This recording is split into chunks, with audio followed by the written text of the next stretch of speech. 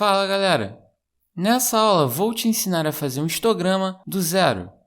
Para você entender perfeitamente, refaça o exemplo dessa aula no seu caderno e depois faça a lista de exercícios que está na descrição desse vídeo.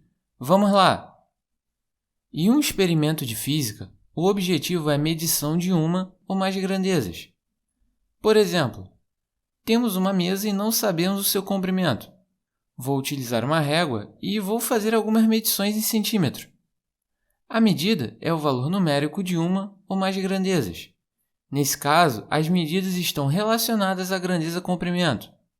E dados é simplesmente o conjunto de várias medidas. Em um experimento, são gerados dados brutos, isto é, dados sem nenhum tipo de tratamento.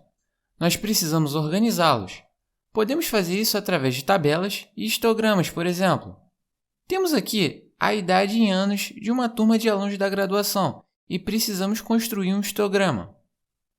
A primeira coisa a fazer é colocar esses dados numa tabela, sem alterar a ordem da coleta de dados. No canto direito, vamos fazer o nosso rascunho. Veja, 16, 20, 27 e 28 aparecem uma vez na tabela. 22 aparece duas vezes e 19 e 21 aparecem três vezes. Com o rascunho feito, podemos construir a tabela de distribuição de frequências. A frequência é quantas vezes a mesma medida aparece num conjunto de dados. A contagem das frequências é feita através do rascunho. A tabela de distribuição de frequências é uma tabela de duas colunas com várias linhas. Na primeira coluna, colocamos os valores das medidas registradas e na outra coluna colocamos as suas frequências. Com a tabela feita, agora temos de forma organizada as idades e suas respectivas frequências. Sem essa tabela, as chances de você errar ou se perder são muito altas. O histograma é a representação gráfica da tabela de distribuição de frequências. Um problema que acontece é a quantidade de informações diferenciadas ser tão grande que não dá para representar graficamente. A solução encontrada é agrupar dados em intervalos de classes. Por exemplo, esse gráfico representa a distribuição de frequência dos dados brutos da idade dos alunos de uma turma, divididos em intervalos de classe de 1 em 1 ano.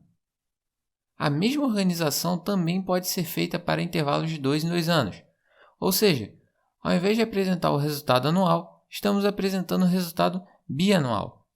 A escolha do tamanho dos intervalos de classe depende de você, não é um critério definido. Agora, colocando os dois histogramas lado a lado, vemos que há uma diferença entre eles. Logo, por mais que não haja um critério definido para a escolha do tamanho dos intervalos, o tamanho influencia no resultado final. Por exemplo, vamos construir um histograma para intervalos de 2 em 2 anos. Com o tamanho dos intervalos de classe definido, precisamos saber as frequências de cada intervalo de classe. Para isso, temos uma convenção que é bastante importante. Veja, esse símbolo, esse t deitado, indica que x deve ser maior ou igual a e menor que b. Veja no primeiro intervalo. De 16 a 18, dentro dele está números maiores ou iguais a 16 e menores que 18. Na tabela 2, dentro desse intervalo temos apenas o 16, logo a frequência desse intervalo será 1.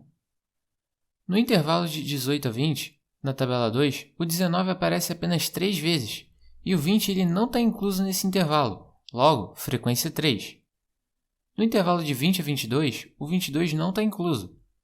Na tabela 2, temos apenas o 20 uma vez e o 21 aparecendo 3 vezes. Nesse intervalo, a frequência será 4. No intervalo de 22 a 24, na tabela 2, temos apenas o 22 aparecendo 2 vezes, logo, frequência 2. No intervalo de 24 a 26, não temos nada na tabela 2, logo, frequência 0. No intervalo de 26 a 28, 28 não está incluso e temos o 27 aparecendo uma vez, então, frequência 1. De 28 a 30, temos apenas o 28 uma vez, então, frequência 1. Nessa tabela, coloquei os intervalos de classes e suas frequências. Para fins estéticos, vamos inserir mais um intervalo vazio em cada eixo. A frequência máxima que temos é 4. Logo, no eixo da frequência, ela irá até 5. No eixo da idade, o último intervalo com medida é o de 28 a 30. Então, vamos adicionar o intervalo de 30 a 32 com 0 de frequência. Agora, vamos preencher o gráfico.